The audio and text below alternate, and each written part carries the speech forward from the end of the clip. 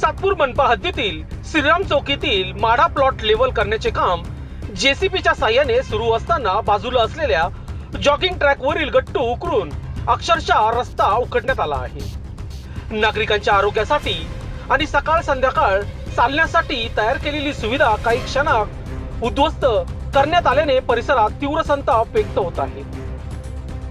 नाशिक महानगरपालिकेने लाखो रुपये खर्च करून तयार केलेला हा ट्रॅक रोज शेकडो नागरिक वापरत होते। ज्येष्ठ नागरिक, महिला, तरुण यांच्यासाठी ही महत्त्वाची सोय होती।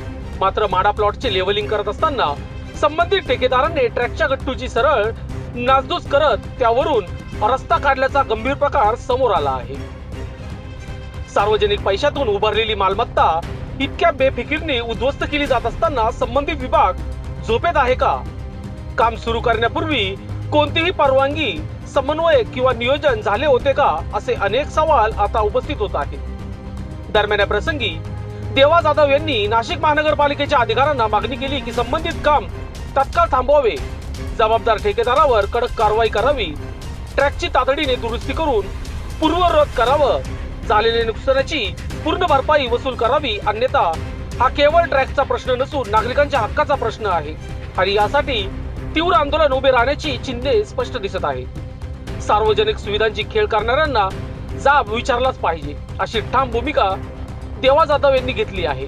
दरम्यान या प्रसंगी लोकशास्त्रांविषयी बोलताना देवा जाधव यांनी अधिक माहिती दिली। भाऊ, या ठिकाणी माडांचे घरासाठी या ठिकाणी लेवल करायचं काम चालू आहे। एकंदरीत आपण जर बघितलं, हा जॉगिंग ट्रॅक आहे, या ठिकाणी ते उखडलं गेलंय, काय सांगाल याच्याबद्दल? या ठिकाणी नाशिक महानगरपालिकेतर्फे लाखो रुपये खर्च करून जॉगिंग ट्रॅक बांधलाय। हा जॉगिंग ट्रॅक या ठिकाणी लोकांच्या कररूपी पैशातून उभारला गेला आहे आणि हा जॉगिंग ट्रॅक म्हाडाच्या जे कोणी अधिकारी असतील त्यांनी हा जॉगिंग ट्रॅक आज उखडून टाकला आहे। या ठिकाणी पूर्ण त्या जॉगिंग ट्रॅकचं जेसीबीच्या साहाय्याने उखडून टाकून त्याची नासधूस केली। तर नाशिक महानगरपालिकेला विनंती की म्हाडाच्या अधिकाऱ्यांना असेल संबंधित ठेकेदाराला याची भरपाई या ठिकाणी केली जावी किंवा दंडात्मक कारवाई याच्यावर केली जावी। नाही केली तर आपलं शिवसेनेच्या वतीने आपण काय पुढचं पाऊल करणार? नक्कीच जर याबद्दल कारवाई केली नाही तर शिवसेनेच्या वतीने आंदोलन करण्यात येईल। लोकशास्त्र न्यूज साठी बंटी आढाव, सातपूर।